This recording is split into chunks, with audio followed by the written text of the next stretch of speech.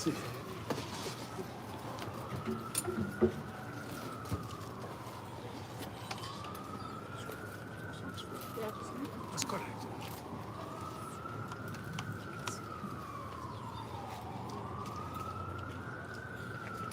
na wek nabija kuma snabe akikak. Good afternoon, friends. Bonjour, les amis. Mon nom est Wanda Toski. Je viens des Algonquins du lac Boréal. 3 heures nord ici. Good afternoon, friends, colleagues, and special guests. I'm from the Algonquin to Barrier Lake First Nation, 3 hours north of our beautiful territory, the land that you sit on now. I'll be your MC this afternoon.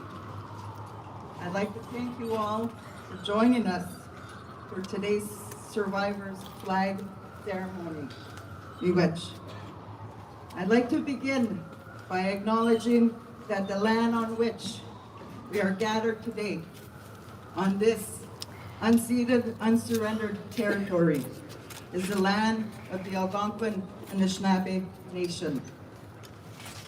J'aimerais également souligner la présence de nombreux survivants qui nous viennent de partout au travail du Canada. Today, we will once again witness the rising of the survivors' flag on Parliament Hill. This commemorative flag was created by survivors to honor all survivors, families, and communities impacted by the residential school system in Canada, and to share their expression of remembrance. I have now the honor of inviting our beautiful elder, Claudette Commanda from Kitigan-Zibi and Anishinaabe, to the stage. Please join me in welcoming her.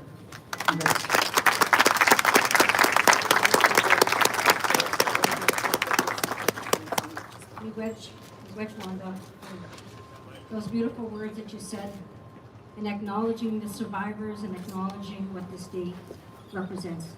Miigwech. Wait, Kakina. Wait. Bonjour tout le monde. Hello. To the survivors, Your Excellencies, leaders, distinguished guests, family, and relatives. We always begin any prayer that we say by acknowledging the Great Spirit. And we say, as Anishinaabe people, as we greet our grandfather, the sun, we greet each and every one of you, and we say, Miigwech, Kibishayegoma, Nogum, Kijajikuma, Anishinaabe Eki, Omamaweniniwag. Mon nom sur Claudette Commanda, je suis une femme algonquin de la Première Nation de Kitigan-Zibi. Nos ancêtres ont dit bienvenue ici à territoire non cédé de nos ancêtres et nos nations. We're always honored to acknowledge and recognize the land of our ancestors and to welcome visitors, relatives into this beautiful homeland of our people. So welcome, each and every one of you. We gather here today. Yesterday was a very special day, and we were all here to honor, to commemorate, to pray, to heal, to cry, and yes, to show resilience and strength that we continue to be here as First Peoples of this beautiful land, no matter where we come from coast to coast to coast. And yesterday you witnessed the beauty, the love, the sharing of First Nations, Inuit, Métis survivors. And my friends, today we gather again to acknowledge First Nations, Inuit, and Métis survivors as the flag is raised to pay homage and recognition and honor to the survivors who did not make it home and those who made it home. We come together at this moment in prayer. Let us put our hearts, our spirit, and our voice as one. And let's just give thanks to the Creator, the Great Spirit, as we say, Miigwech, Ishiminato, Ichimigwech, Kinakego. As we thank the Creator for all of His blessings, we must come together as brothers and sisters in this great circle of life to give thanks to the beauty of all the gifts that the Creator has blessed us with. And that first beauty is life, Imadzwin. And that other beauty is love, Zalgiedwin. And the beauty of our grandfather, the sun, Mishomiskizis. And we're so thankful that he is here with us today. We give thanks to our grandmother, the moon, Pokomistepikizis. For she is the one who guides the waters of our mother, the earth. And we must all together, as brothers and sisters, give thanks to our mother, the earth. And we say, Miigwech, Jojoaki. As we come together in this circle as brothers and sisters, we put our hearts, our minds, our spirit, and our voice together as one. And we thank the Great Spirit who did not make it home. Let us feel the presence of all our loved ones who have left. And they are now in that spirit world. Now I'd like to proceed with just a few little housekeeping notes with you all. Please note that there are mental health support workers from local Indigenous partner organizations who are on site today for those who may need them. Okay, they are wearing blue vests and will be located around the venue and inside the Visitors Welcome Center as well for those requiring that support. And miigwech to you all. As you made your way to your seats, you probably also saw the smudging table and the Kwalik lighting your path. You are all invited to partake in the smudging as the helpers circulate through the crowd to prepare our bodies, our spirits, and our minds. You will have also noticed our volunteers on hand to assist survivors. Restrooms, the facilities are accessible through the Visitors Welcome Center, and there are first aid supplies located at the medicine table to the left of the stage. Furthermore, can I ask all health supports to stand and raise your hands, please, so that we can identify you. If you require support, please find them. They will be with you to support you. Maintenant, information pour la fin de la cérémonie. We will be having refreshments provided for all participants, our guests in nearby hospitality tent. Media availability for participants following the event as well. Survivors will take questions first, followed by government officials and other participants. Over the next 45 minutes, we will hear testimony from survivors. Stephanie Scott, Executive Director of the National Center of Truth and Reconciliation. The Honorable Mr. Gary Anandas Sangari. Her Excellency, the Right Honorable Governor General Mary Simon, as well as Mr. Fraser.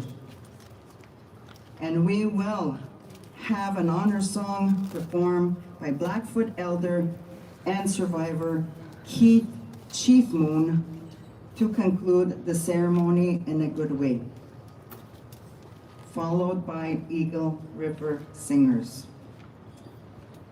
Now, someone close to my heart, I now have the honor of inviting to the stage to share a few words with you. My mother, Selene Tusky, who's an Algonquin and Anishinaabe residential school survivor from the Algonquins of Barrier Lake, and who's attended Saint Mac du Figuerie Residential School in Amos, Quebec. Please join me in welcoming my mother to share a little bit of her story with you all.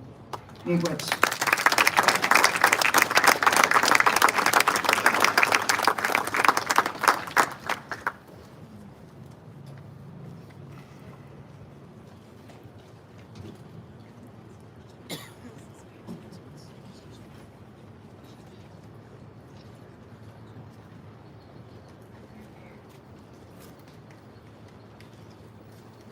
Koy.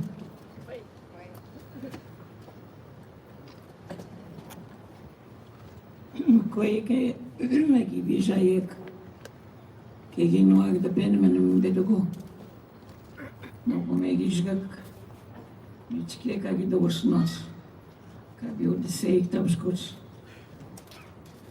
ke neno ma dos ba ke ginua ka gibit ni zek.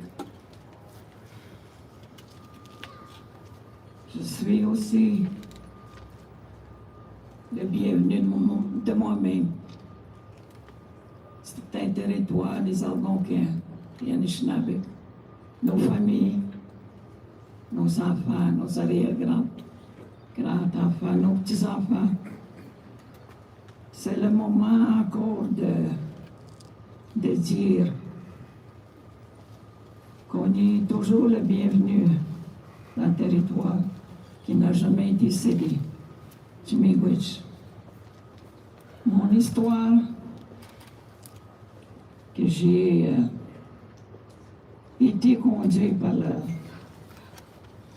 le RCMP, la gendarmerie royale, ça c'est de Lac-Boréal, qui nous a pas été donné le consentement de mes parents, de ne pas avoir été avisé quelle heure qu'on doit prendre l'autobus.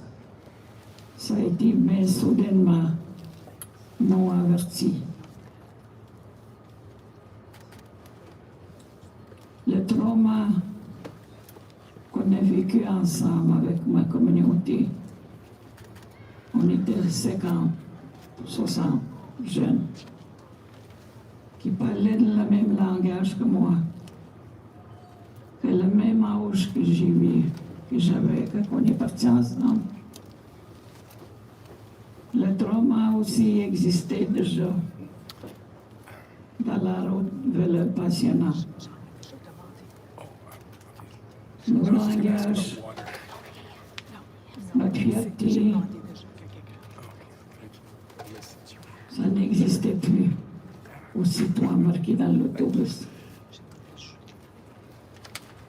Le trauma aussi rendu dans l'édifice du pensionnat. C'est quoi qu'on inspectait au juste? C'est quoi au juste qu'on inspectait? On n'a pas été accueillis parce qu'on était toujours dans l'annonceur.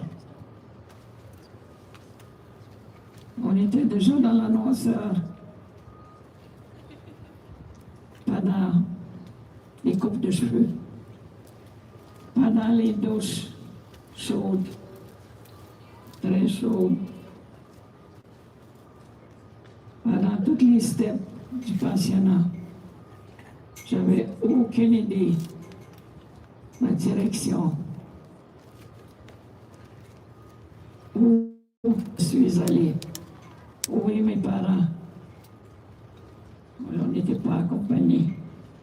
Juste les tout petits. Différents âges. Le trauma, on peut l'utiliser pour l'accueil de réconciliation. Réconciliation c'est que vous, le gouvernement, il reconnaisse notre école, l'éducation, notre langage. C'est ce qui est important pour moi, la réconciliation. Mes aînés dans ma communauté, on se rencontre régulièrement. Ça me fait du bien. On parle encore notre langage.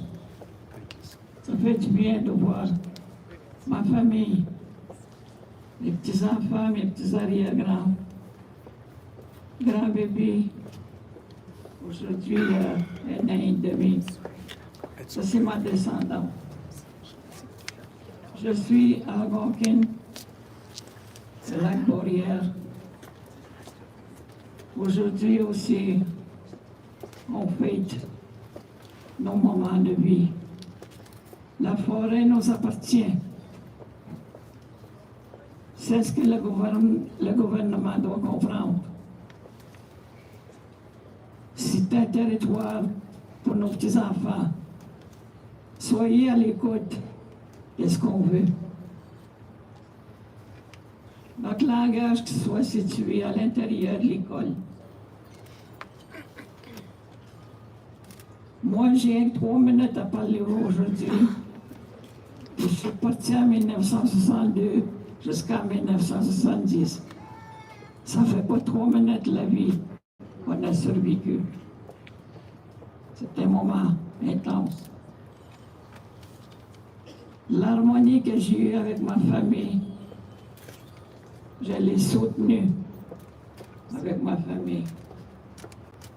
J'ai réussi à balancer ma vie avec ma famille. J'ai honoré notre vie, les Anishinaabe.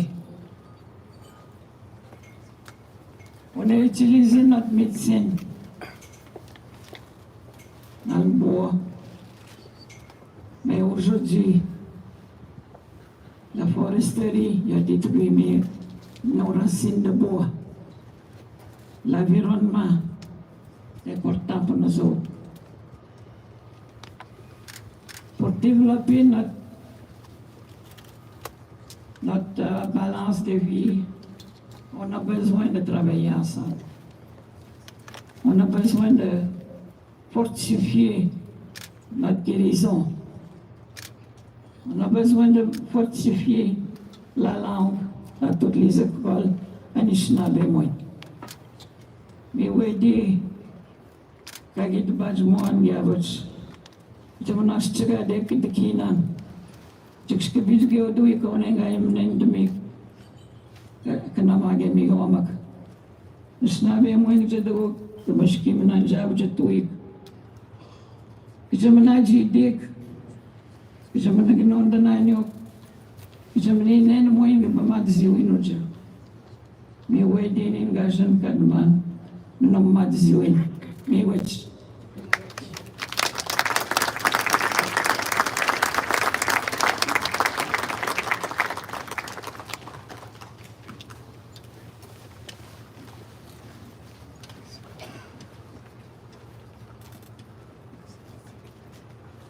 Miigwech Celine, miigwech Jojo, miigwech Mom.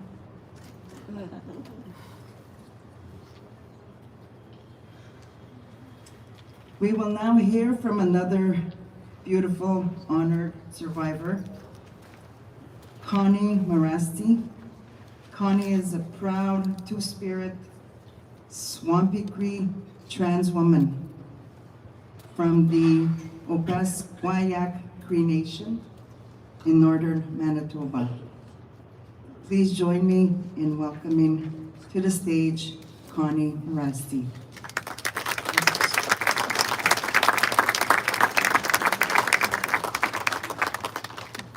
Tan sinetute amak, kapwegi chiuta betagos ne, eminugi se gaganus. Eminigui siak minan ut pamapti sewin. Evani na oma, Gichigi sego ata was the sinigaso nina. My English name is Connie Marasti. I'm originally from Opaskwayak Cree Nation, which is a Swampy Cree community about 600 kilometers north of Winnipeg, very north. And I'm very happy to be here today and seeing all you people out, and the events from yesterday also were really amazing. And I'm Two-Spirit and a survivor of day school. I've reclaimed my language in this time. I ended up in public school and adopted the English language, but before I went there, I spoke only Cree, and my parents only spoke to me in Cree. So I've had to relearn my language. So I've done this in the last 10 years. I've traveled a lot over my life, and I met a lot of Two-Spirit people across Canada, across Turtle Island. And I've heard many stories from the survivors about what happened to them in those schools. And a lot of them are very sad, and a lot of them didn't survive. I think I've lost like 85 acquaintances and friends since I've come out of the closet, and a lot of them were to suicide. And this is the reality for Two-Spirit people in Canada, is that there's not a lot of support and there's not a lot of guidance in how to be Two-Spirit and to live a healthy life.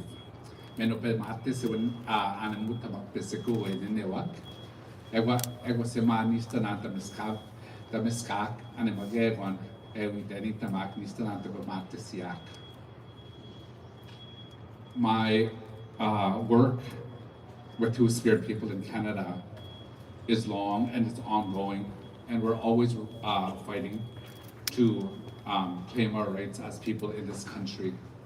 And one of the things that I remember was in my late 20s, living on the streets, and I realized, and when I came off the streets, that I realized that I do have a right to live in this country, and I do have a right to be alive and to live a life.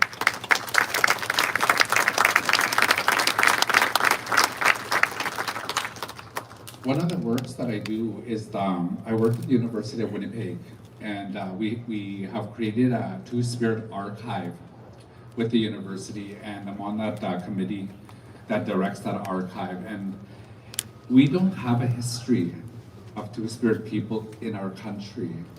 And what we are doing now is reclaiming and relearning and sharing the history that we do have, that we do remember.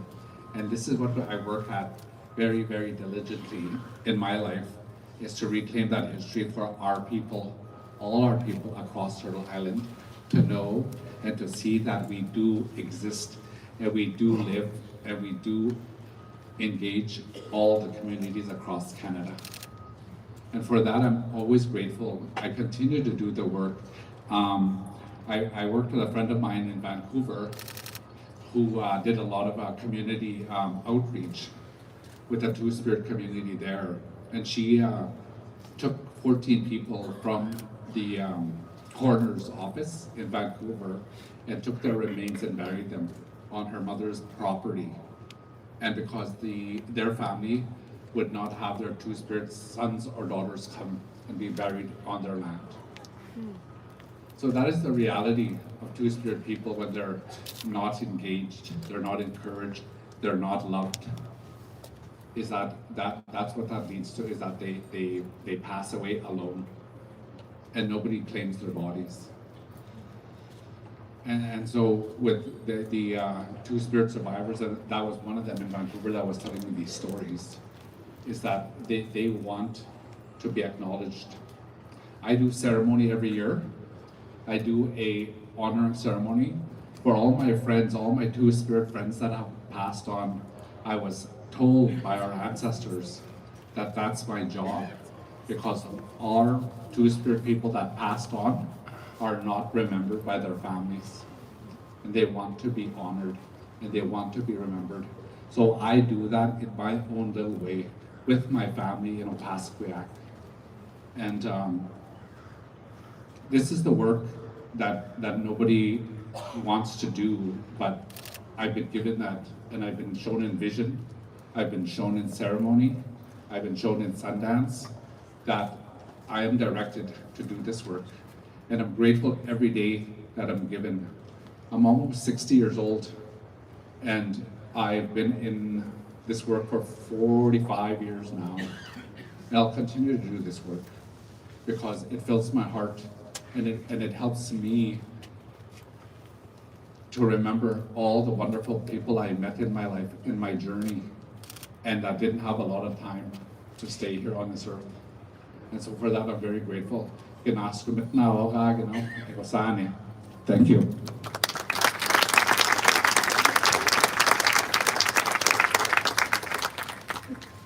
Chimiwich, Bonnie. I am now honored to invite survivor Dennis Saddleman to speak. Dennis Saddleman is a Ingla Kapmo Steel Links survivor from an area known as the Nicola Valley, which is located near Merritt, British Columbia. Please join me in welcoming him to the stage.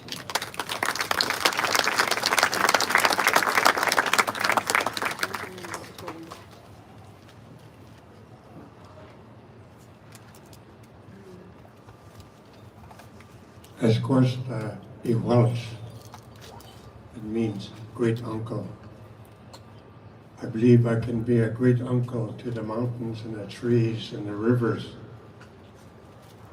And I believe all of you, I can be a great uncle to you all.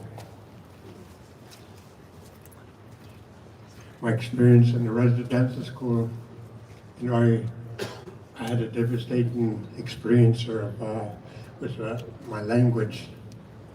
So I do not use my language, but it's really awesome to hear other people use their language. In the residence school there, they forced me there not to use my language. But what I do is I use the English word and I use them in my own creative way. You know, like I can command my words or to do anything I want in a creative way. You can walk into poems or walk into stories. My words, they listen to me. I'm like the leader of my words. I can tell my words are to fly in the sky, or flow in a river, or climb a mountain. That's what I tell my words.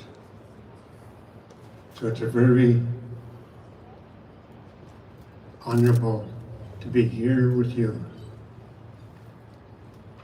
I think about the flag there, you know,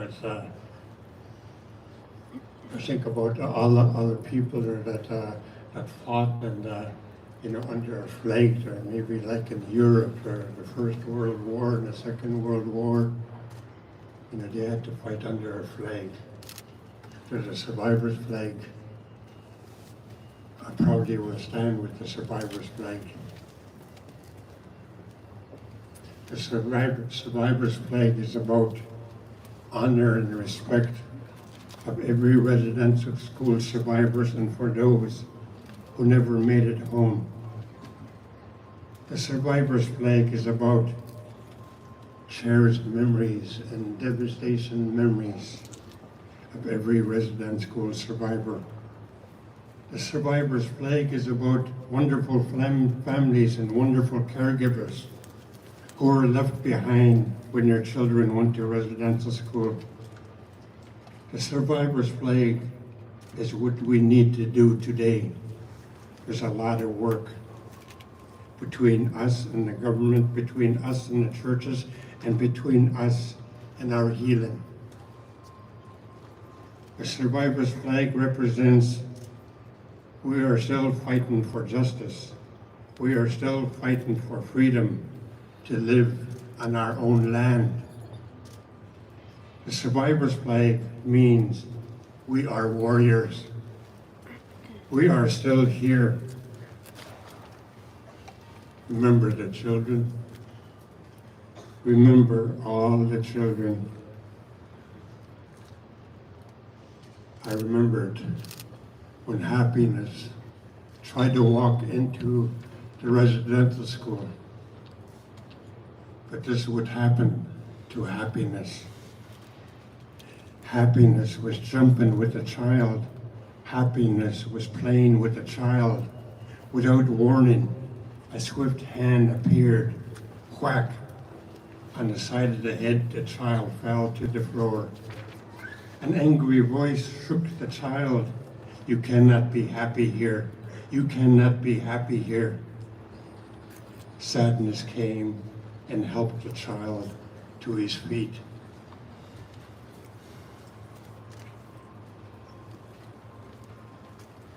Love ran up to the child, love hugged the child. Without warning, a swift hand appeared. Whack! On the side of the head, the child fell to the floor. An angry voice shook the child. There's no such thing as love here. No such thing as love. A black-robed individual came. He had hate in his heart. Get up, I said. Kindness gave the child a piece of bread. Without warning, a swift hand appeared. Whack! On the side of the head, the child fell to the floor. An angry voice shook the child. You will eat when we say, you will eat when you say you got that? Hunger came and helped the child to his feet. Freedom took the child's hand. Together they ran out the back door to escape. Without warning, a swift hand appeared. Whack! On the side of the head, the child fell to the floor. You will never, never escape the residential school. Never. After the residential school, the child walked out the front entrance. Drugs and alcohol was waiting for them.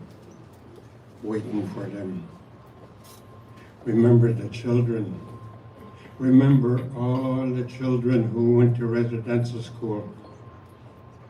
Once we were many. We were taller than pride. Our courage was our armor. We went to the battlefield and we fought the residential schools, we fought the federal government, and we fought the churches. Many warriors fell. They were killing the Indian and the child.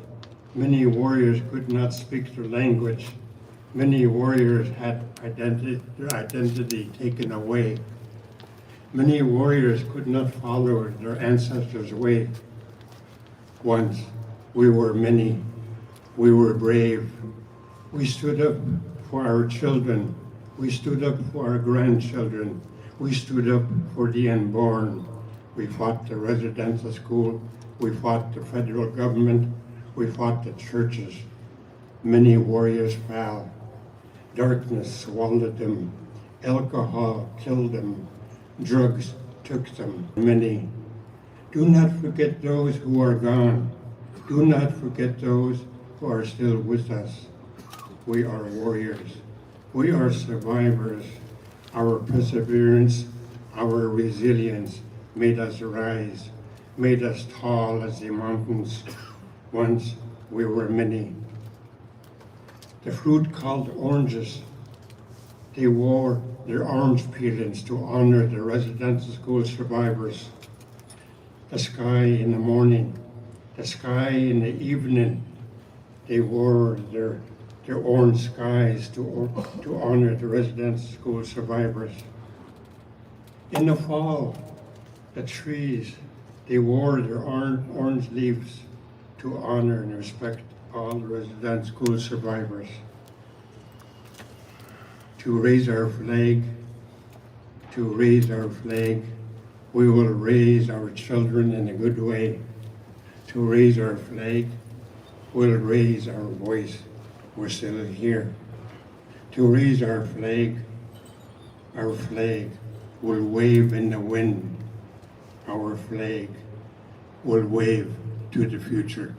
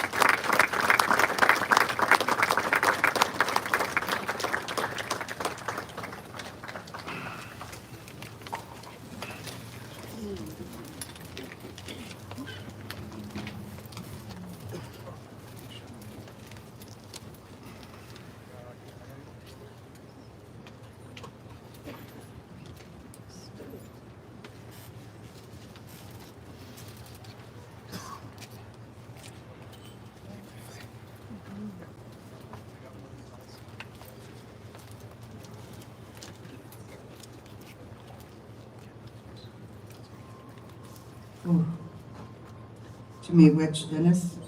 Beautiful, powerful words that certainly takes us all home to that place, to that time. And also takes us to a place where we want to go for ourselves, for our children, for our grandchildren, but as well with our allies here today. Miigwech. I now would like to invite another honored survivor, Dr. Lavinia Brown. Dr. Brown is an Inuit survivor from Dawson Inlet, south of Whale Cove. Please join me in welcoming Dr. Brown.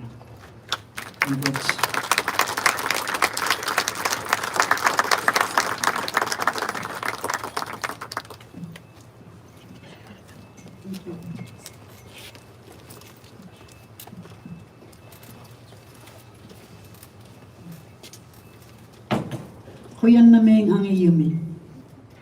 Ublume, kuya supunga aksuano. Taman na inupdun o kaon na napun atuon na kaptiyo. Taman na sangin napun. Tay mga. Tay ko. Ang ayok kakalaok tabun. Siburo kalaok tabun. Ukaw sa mga sakwi laong itong. Taman na atukman, inuusip tino. Ayong duty won, ataw yakang imagto, tayo mauktukak kauman, siuliyaw. Kano, ukat siya na ano ang mga ama, tuksiyak pa yung kayo nga. Tuksiyak ang atukak takakot daw. Ukpil na kaktunga.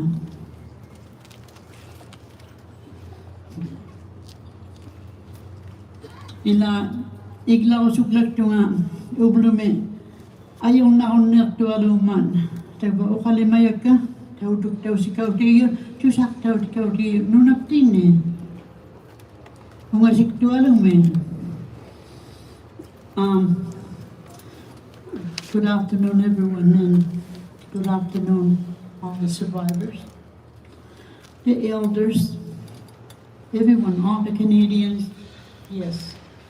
I have a little bit of a giggle because yesterday, as I sat in the front seat, I saw two big TVs and how honored I was because instantly the messages are delivered through that TV yesterday to my home. Right now, I like to send a message to my husband, my grandchildren. Could you please look after our dog, Kenny? Make sure you give him water. I know you guys are in love with him because my grandchildren named that beautiful dog Kenny. Yes. My family, I give you greetings and the beautiful community of Rankin Inlet who is suffering with major housing problems. I talked about it yesterday at the Senate. And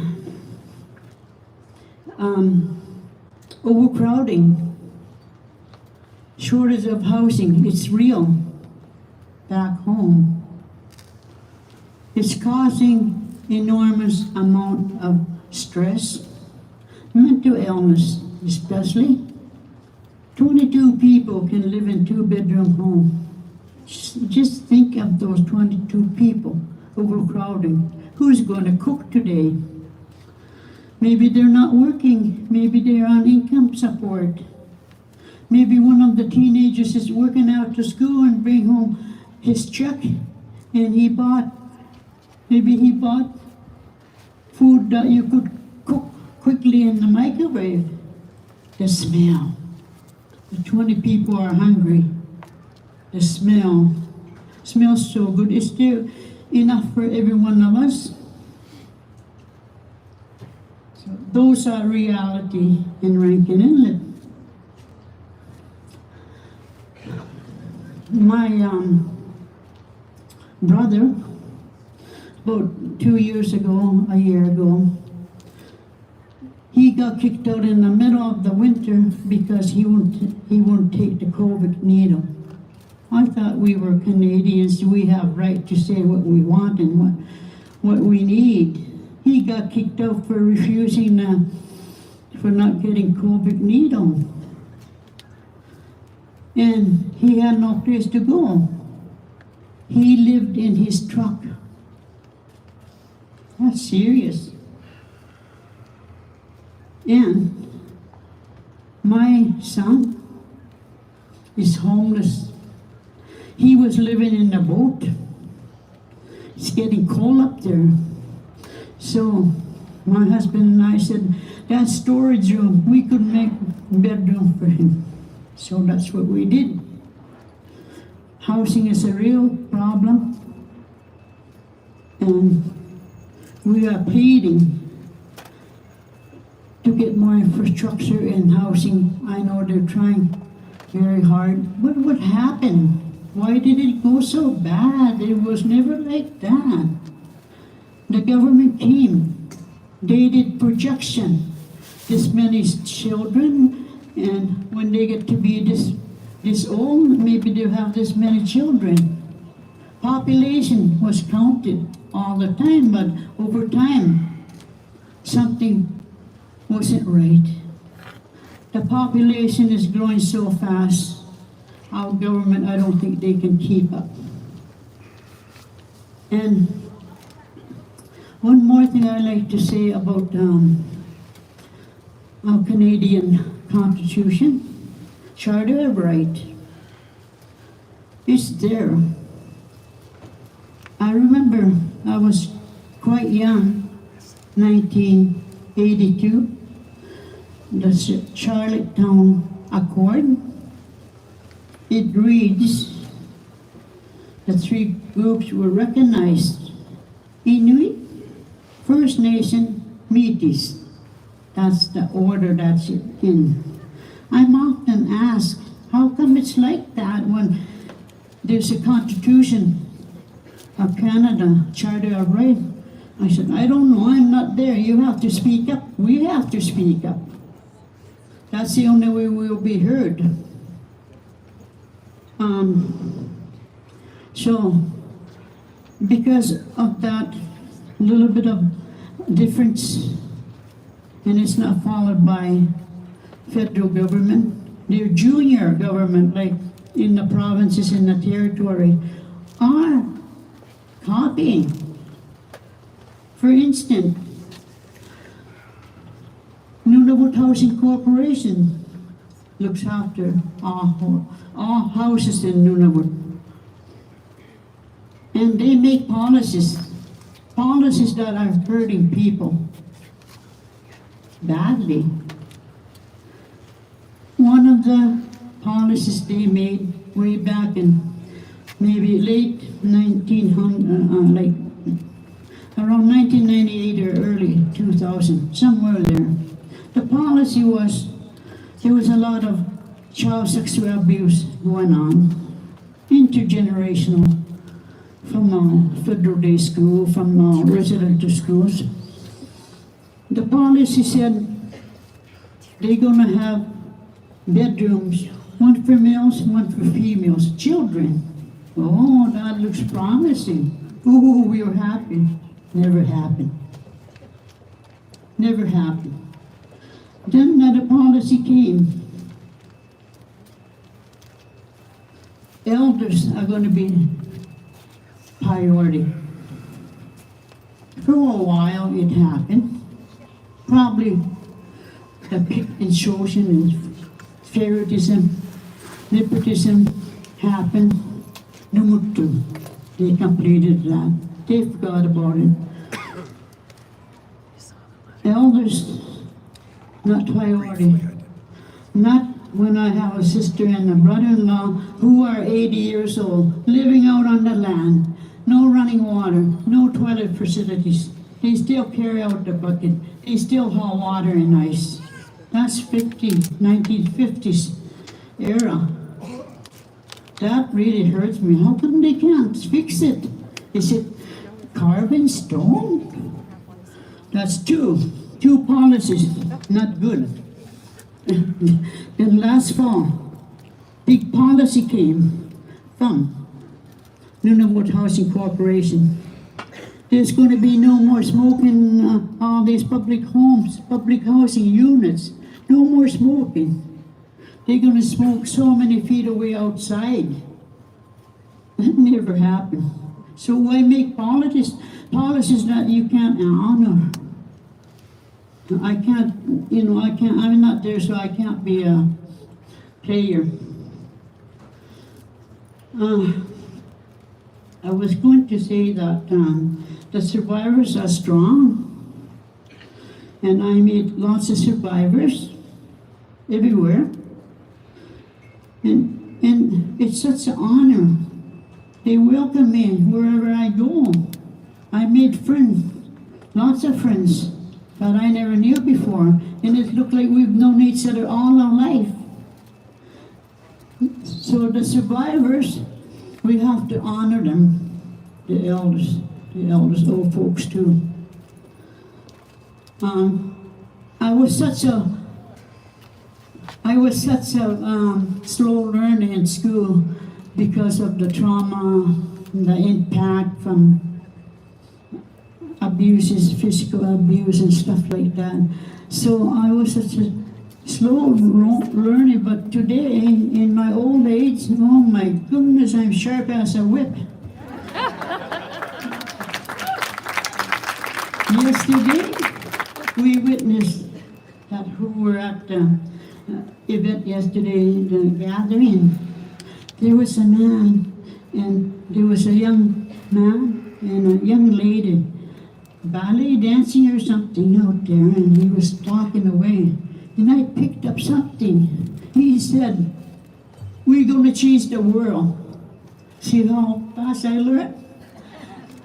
I'm going to ask you, say I. Aye. Oh, you can do better than that. Say I. Aye. Ooh, nice. Love. Lovely. You. Naglibagin means I love you. Thank you for listening to me.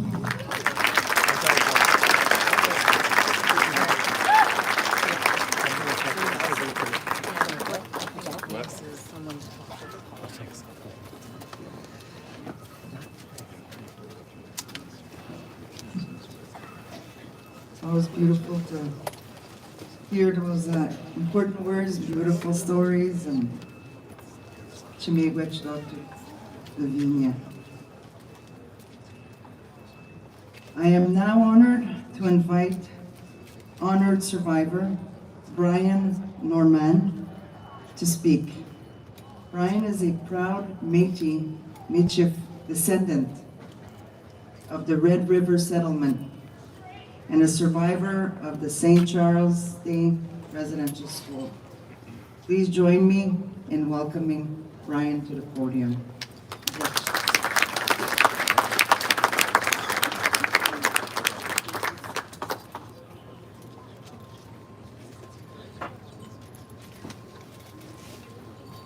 Hello, Buzu Anin. My name is Brian Joseph Norman. My spiritual name is Mato Janta Washte Wichashte Hota. It's a Dakota name which means grizzly bear, heart of a good man. And I carry that name with me always when I do ceremonies and prayers. I'm a descendant from the Red River settlement. We were called road allowance people. What that meant is that we lived by the Red River, gravel road, and a perimeter highway. Our homes, people would call it a shack. To us, it was a castle. We weren't rich, but we had a lot of love in our family. And what we had, we respected Mother Earth and all she provided for us. I grew up with my Shisham Kokom, which I was told not to call them that anymore, but to call them commemorate and prepare. When my kukum came home from church, she says, "Papakaram kumsala, you son ton père, peut-être, puis moi c'est ton mère." That really hurted me a lot, and that was the first start of language being stripped away from me by my own family. At home, my sister would take me out in the bush, and he says to me, he said, "Brian, this is our grocery store and our forest. That's where we hunted, and that's where we gathered our medicines. The Red River was our freezer. We froze our food. Mother Earth was our refrigerator, where we kept our food nice and cool in the summertime. My bed was on 2 chairs, and I was thankful for that because in the winter we had a wooden floor. We have carpet. I didn't know what that was. I slept on off the cold floor. And in the summertime, I slept on the floor, which was nice and cool. One day, we used to have a lot of gatherings at home. We didn't have to worry about locking the doors or anything like that. Our community, our people would come over and they would play cards. And but they knew when the priest was coming to make his round. So they had to hide the cards because it was considered a sin at that time. As well as dancing and doing the Red River Jig, we weren't allowed to do that. And that was also considered a sin. But as a proud Métis people, we've always found a way to do it. We always did. And one day, my mom came home and come to see me. She says, "We have to get away from here." And I didn't understand what she meant. She says that the bus is coming, and it was in the 60s. We ended up going down to, we were from Red River Settlement, but then we went to the Assiniboine River, where I went to school there. I remember walking the path. It was cold winter days with my mom. And my dad was a graveyard digger there. There he buried babies and priests. And he got sick. And he turned to alcohol and drugs, coping with trauma of what he had seen and had to do.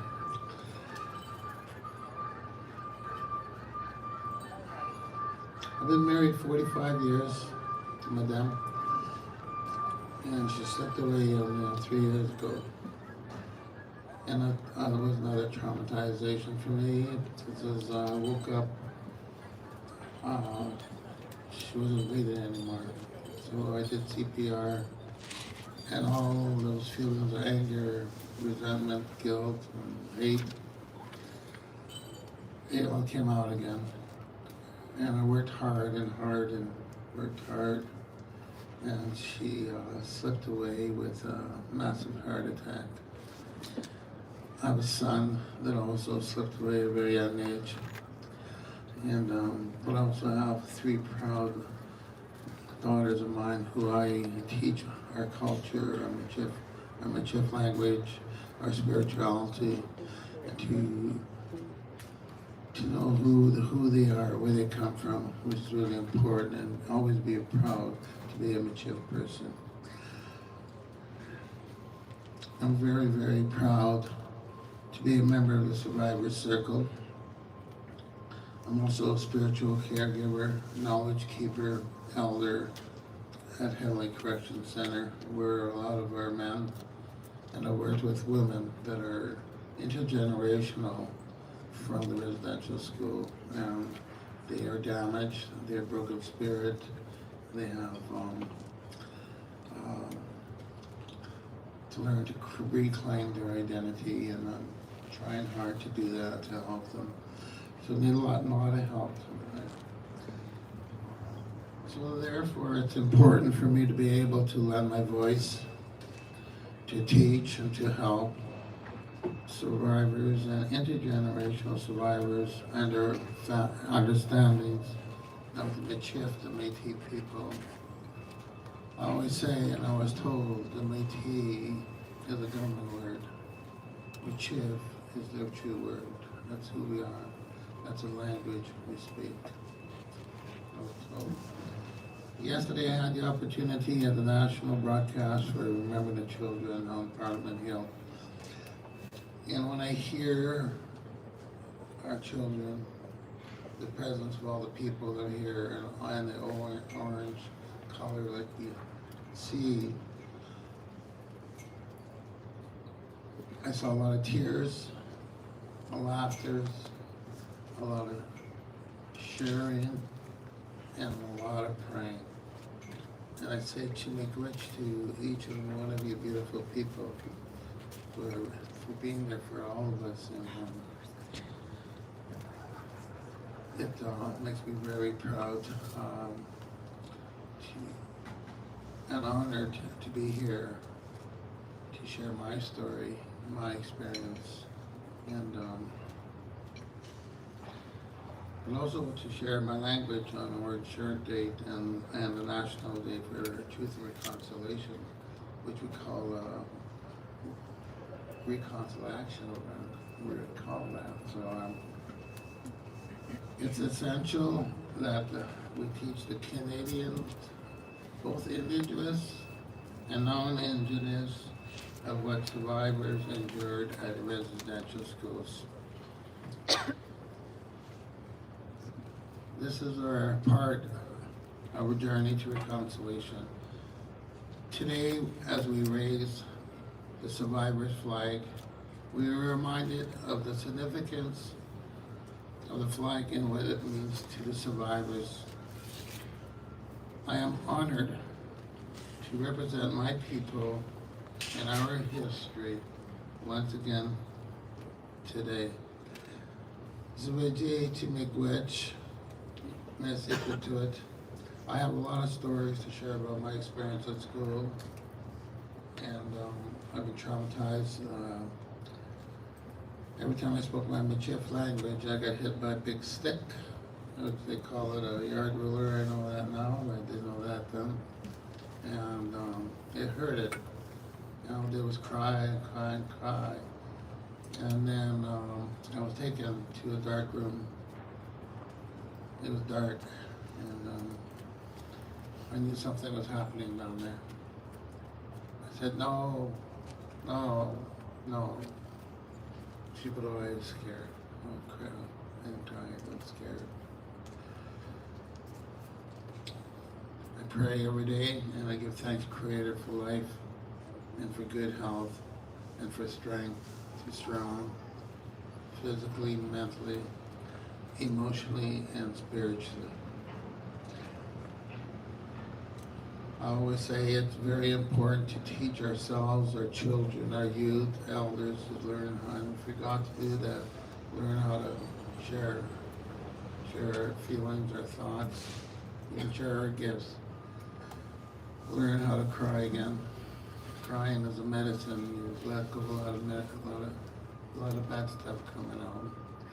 And learn how to laugh, because many of us forgot how to learn to laugh. If you laugh so hard, you have tears coming down. We forgot to do that. We don't do it. And most important, to pray. And prayer can say, thank you, God, thank you, Creator, for my day. God bless you all. Chimikwich for listening. Uh-huh.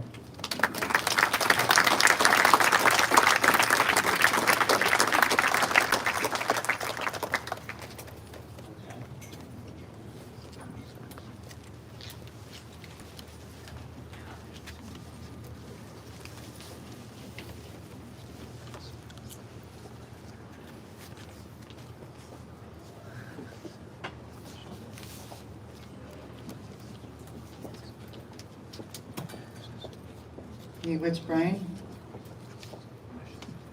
you continue to remind us how important it is to continue to listen to our survivors, to our experiences, and the shared love that we have for one another.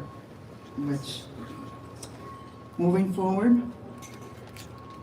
I'd now like to invite Stephanie Scott, the Executive Director of the National Center for Truth and Reconciliation, to say a few words. Please join me in welcoming our friend Stephanie Scott.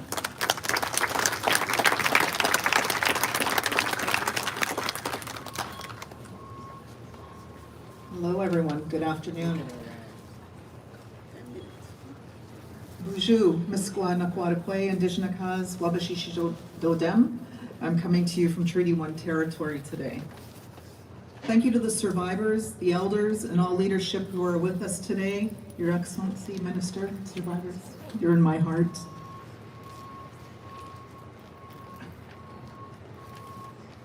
Elder Commander, thank you for your words and your prayer, and miigwech for the water ceremony and the lighting of the kulik. Each time I see the survivors' flag flying on Parliament Hill, I can't help but think about how far we have come. How survivors, through their courage and their persistence, have forced Canada to face the truth about the residential school system, and how long and difficult the struggle has been. Because we know the children are told to stay silent, to never talk about the physical and sexual abuse they experienced and witnessed. And we know that for decades, the terrible crimes at the heart of the residential school systems were never acknowledged. Not by the government, not by the churches, not by the media, and not by our educators. As we raise the survivors' flag, we need to take a moment to acknowledge and celebrate what survivors have accomplished. They are knowledge keepers, community leaders, language keepers, and are an inspiration to all youth across this land. We saw this power yesterday at the national broadcast, Remembering the Children, as we heard time and time again from survivors in their languages for all Canadians to hear. But we have more work to do, and we cannot stop.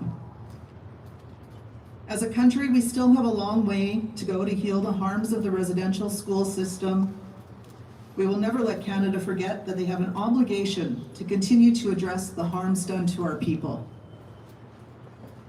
As you may know, the National Centre for Truth and Reconciliation was born from the Truth and Reconciliation Commission of Canada. And we have a sacred responsibility to help identify all the children who never returned home from those institutions. Last year, when I stood here, there were more than 4,000 students on the National Memorial registered who died or went missing in residential school. And through the National Research Center research team, we have been able to find 400 additional names in the last year. That's more than one every day. It is heartbreaking that there are still families all across the country who still don't know what happened to their loved ones. When our elected representatives see this flag flying over Parliament Hill, I want them to reflect on all the hardships the survivors had to overcome or have their truths recognized. But more than that, I want them to reflect on the harms that our families and communities continue to suffer every day because of residential schools. It is important that when you make these commitments to survivors, that you speak the truth, that you join them at their request, and you respectfully listen to them. We say miigwech to all of you that are here today with us. And I want members of Parliament, no matter where they come from, no matter what party they belong to ask themselves, what am I going to do to walk the road of truth? What am I going to do today for reconciliation? What am I going to do next week, next month, and next year? As the survivors tell me, we can't change the past, but we can look at the past as a way to move forward. and we can build a better future together. I say thank you for your time today, and miigwech for listening to me.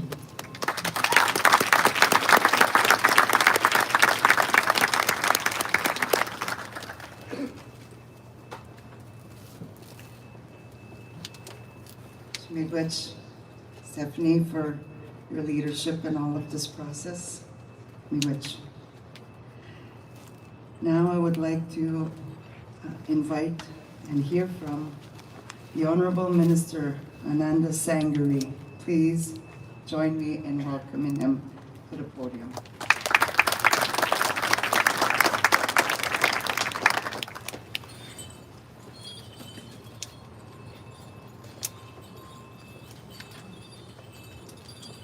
Kwekwe, Udlaku Tanzi, Oki, hello, bonjour. First of all, let me begin by acknowledging that we're gathered here on the unceded traditional territories of the Algonquin Anishinaabe people. This day is one of deep meaning and reflection, so thank you, Elder Claudette Commanda and Stephanie Peltier, for opening it up in such a meaningful and thoughtful way. I'd like to extend my gratitude to the National Center for Truth and Reconciliation, particularly Stephanie Scott and her team, for bringing us all together today. I want to acknowledge Her Excellency, as well as many leaders from Indigenous organizations and nations, as well as the many parliamentarians that are here today. Today is about you, the survivors. You've come from all parts of Canada for today's flag raising to share your stories, to share the truth. Thank you for your words and for your bravery. Aujourd'hui est consacré à vous le suivant. Vous êtes venus de toutes les régions du Canada pour le révèlement du drapeau d'aujourd'hui, pour partager vos histoires, pour partager la vérité. Merci pour vos paroles et votre courage. I've been reflecting on this day for the last several days as I was able to mark several very important events across Canada. Last Friday morning started off with a sunrise ceremony at City Hall in Toronto, where we heard from many survivors. Yesterday morning, I had the opportunity to be in Millbrook First Nations as we marched from the powwow grounds to the community center, as it was renamed the Nora Bernard Community Center, in honor of Nora Bernard, who is a very familiar name in this space. Yesterday afternoon, I had the honor of listening to many of you were seated here, and many who spoke here as well, about the deep wounds that you still carry, but also the reminder to Canada of what we need to do, what we need to continue to do. Yesterday evening was a very moving experience for me, and I know some of you were there last night, as a documentary called Sugar Cane was introduced at Ottawa. Many members of the community, many survivors in the room. It involves St. Joseph's Mission residential schools and a school in northern British Columbia, close to Williams Lake. And this residential school is very poignant for me because my first visit to a residential school site was St. Joseph's Mission. And it was a mid-afternoon visit that I was given this experience by Charlene Belleville, who went through the history. But as I walked and as I spent some time there, I realized that I couldn't continue the day. I had to go home. I had to actually go to the hotel, cancel all engagements, and just had to shut down. Because that's how profound it was, and that's how much hurt and agony that exist at that particular site, but I suspect in many others as well, and I don't have to tell you, the people in this audience that. And ultimately, these are commemorations that are taking place across this land. Many survivors have retold their stories, and they retell the stories for one very specific reason, so that we don't forget, so that we remember, and that we recommit to doing better. So I want to thank all of you here who have been sharing your experiences, and to remind us of the work that we need to do. Fully understanding the truth of what happened begins with hearing and really listening to the lived experience of the people here and from all survivors. In order to walk the path of reconciliation, we must ensure that this tragic part of our history is never forgotten or denied. This flag and the stories we've heard today are monuments of the truth.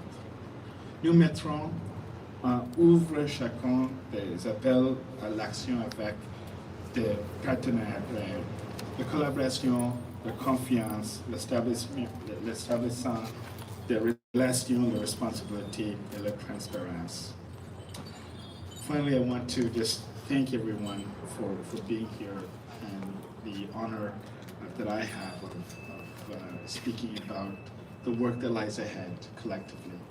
We must walk together in partnership with First Nations, Inuit, and Métis, leading the way, and rest of Canada following the cue and ensuring that we walk every step until we reach what will be an incredible moment when we truly are reconciled.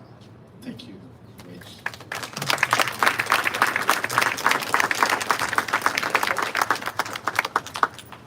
Miigwech, Minister. Miigwech for your important words. As we are coming to a conclusion, I'd like to invite you all now to stand for the raising of the survivors' flag. Furthermore, I'd like to invite Keith Chief Moon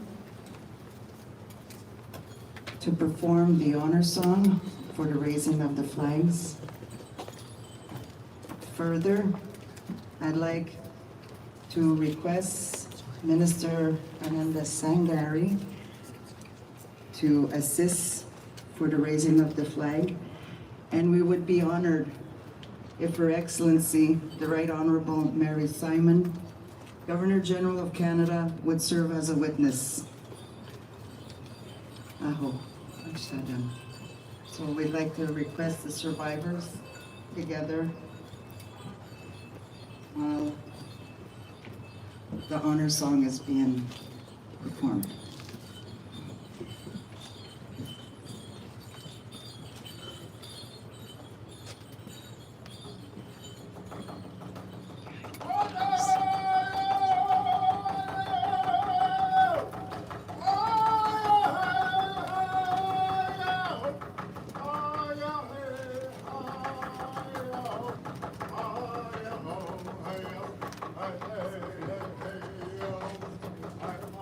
Yeah.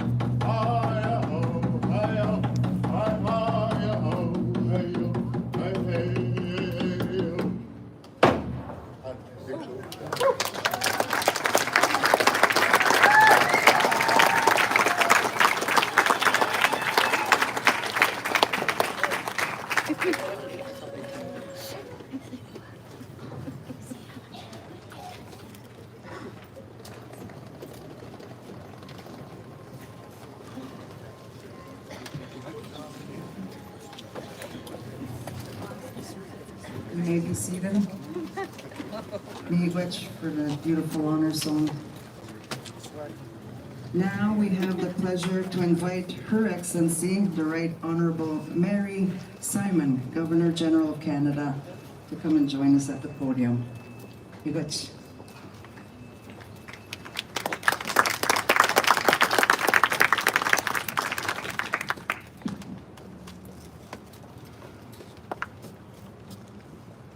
Tunga suichilo nasi, kuya nami nakogme, Elder Commander, thank you for your wise words and your prayer. And my deepest thanks to the survivors for telling their stories. We have to tell these stories to each other. And I think that's the work that I do as Governor General a lot of the time. So I just want to tell you I truly appreciate your work. Amalulivina inutituka in the Mahovia Theatre. Hoviana top inohatim nitusatsuni inutitok. I just want to thank Lavinia for speaking in our language, Inuktitut. It's always, you feel something when someone speaks your traditional language. So I thank the elders and the survivors for being here today, and the Indigenous leaders, and all the guests that are here. First of all, I just want to start by saying that we are gathered today on the unceded territory of the Algonquin Anishinaabe people, who have cared for this land for thousands of years. The flag we stand under was designed in consultation with survivors of the residential school system from across Canada. It includes the Métis Shash, the eagle feather, and the Inukshuk, representing Métis, First Nations, and Inuit peoples. In my Inuit culture, Inukshuk is used as a navigational guide when we are out on the land, helping to guide us home. Pour les survivants, le drapeau représente plus que les souviens du passé. The flag also represents the values we cherish and the land we call home. It represents the strength of Indigenous languages, cultures, and voices that have endured despite so many obstacles. And here I'd like to just give my personal perspective for one moment. When I did my work over the last 40-some years, I always looked at individuals as a whole person, their identity, their culture, and their language. So when you look at someone in any position, look at that person as a whole, not just in the language. A lot of Indigenous people don't speak their language because it was forced out of them. So you have to look at an individual in a wholesome way, and that's who they are. It represents the strength of Indigenous languages, cultures, and voices that really have endured despite so many obstacles. It represents the excellence of Indigenous elders, knowledge keepers, artists, and nature guardians who are thriving today, as we see both in the audience and here on stage. We are making and have always made an invaluable contribution to this great country that we have. Ce drapeau est un appel à agir pour l'avenir. This flag is a call to action for the future, a call to learn, a call to fight for justice and inclusion, a call to build new, meaningful partnerships with Canada's Indigenous peoples so that we can all join forces to correct the record of history and tackle the challenges of today and tomorrow. As someone who has built bridges between Indigenous and non-Indigenous peoples throughout my career, I feel more and more hopeful. I can see a future where an appreciation for Indigenous cultures and languages are at the heart of our national identity. And I am proud to live in a country that continually strives for truth, respect, and reconciliation. As so many of the survivors spoke today, they are looking to the future. They are healing. And I think we all together as Canadians want to make reconciliation work for each and every one of us. So thank you very much. Merci. Miigwech. Nakogmik.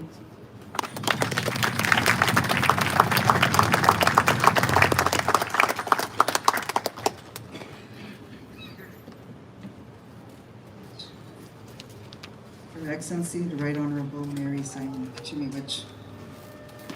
Now I'd like to conclude by inviting our elder, Amanda, to say a few closing words.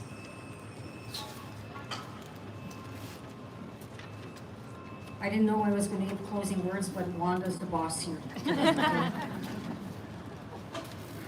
First, I want to begin by thanking all the speakers or survivors for your strength, your kindness, and your love and sharing.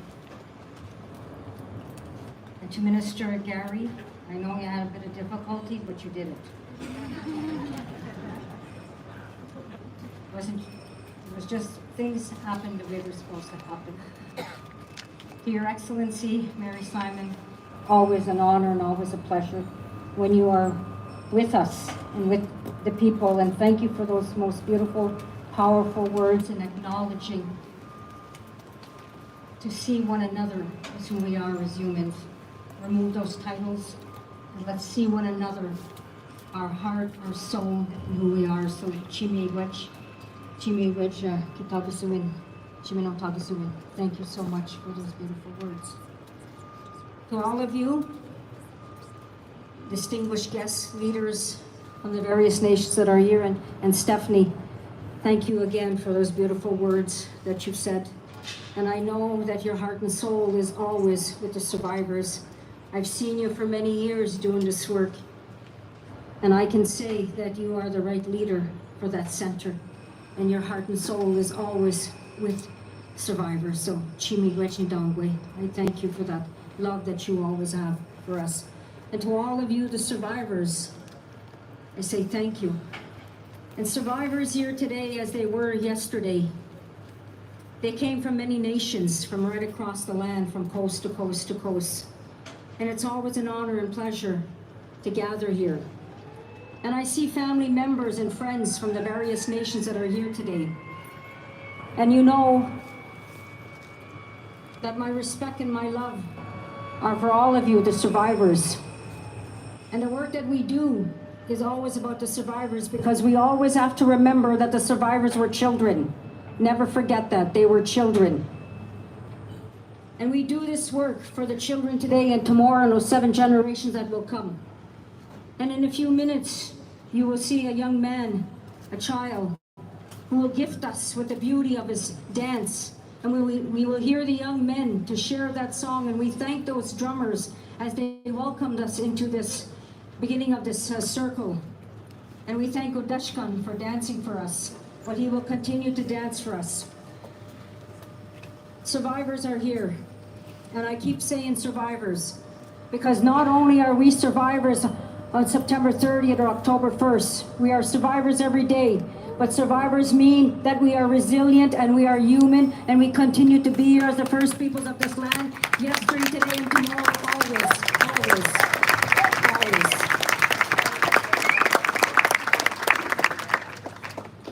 Some people say, don't say survivor, because then that means we're victims. No, we're not. Survivor means you held on to that strength and that belief and that faith and that hope that we would always be here, and our ancestors were praying for us when we were in those notorious, awful places called residential schools. Somebody was listening. Someone was listening. And it is your languages, your ceremonies, your strength, and your prayers that brought you home. And yes, we know that many did not come home, but we needed those little ones to be up there with our ancestors, to pray for us, to be here today. And here we are today. We are here today and tomorrow. And I want to take this moment. As we know that we are on the surrendered, unceded homeland of the Algonquin people. And to me, I want to acknowledge the Algonquin survivors. And I ask that the Algonquin survivors from the various Algonquin communities please rise, because we want to acknowledge you, because you are here in your homeland.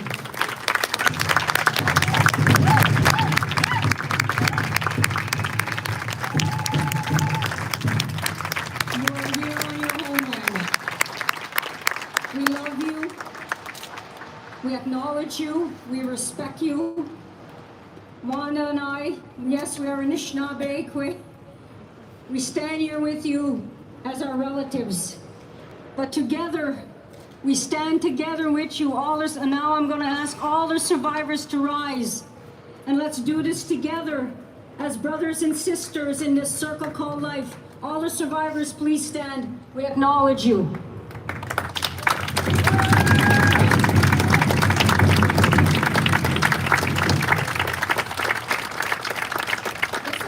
The families of survivors, please stand.